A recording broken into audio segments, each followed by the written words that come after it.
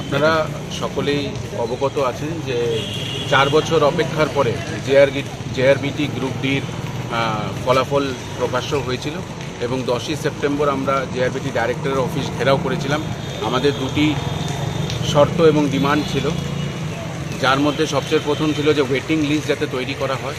কারণ waiting list তৈরি করার জন্য আমরা এই জন্য বলছি যে অনেক ছেলেরা যারা গ্রুপ সিতেও পরীক্ষা দিয়েছে, গ্রুপ ডিতেও পরীক্ষা দিয়েছে, তাদের গ্রুপ সিতে হয়ে গেছে, তারা আর এই গ্রুপ ডির পরীক্ষায় উত্তীর্ণ হবেন, চাকরিতে উত্তীর্ণ হবেন না।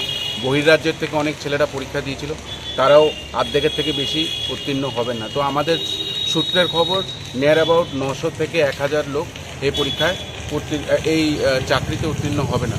আবার সেই 1000 লোকের একটা ভ্যাকিউম রেডি হচ্ছে, তা যাতে না হয় আমরা একটা ওয়েটিং লিস্ট তৈরি করতে বলেছিলাম যে যারা ডিউ ডেটের মধ্যে জয়েন না করে, যারা ডিউ ডেটের মধ্যে এই চাকরিতে জয়েন না করে, নেক্সট 1000 যারা আছে বা যতগুলো রিপ্লেস করা যায় তাদেরকে যাতে চাকরিটা দিয়ে দেওয়া হয়। কারণ এরকম অনেক লোক আছে যারা আর চাকরির জন্য অ্যাপ্লাইও করতে পারবে না, তাদের বয়সের জন্য, তাদের বয়স পেরিয়ে যাচ্ছে, 45-এর উপরে চলে যাবে।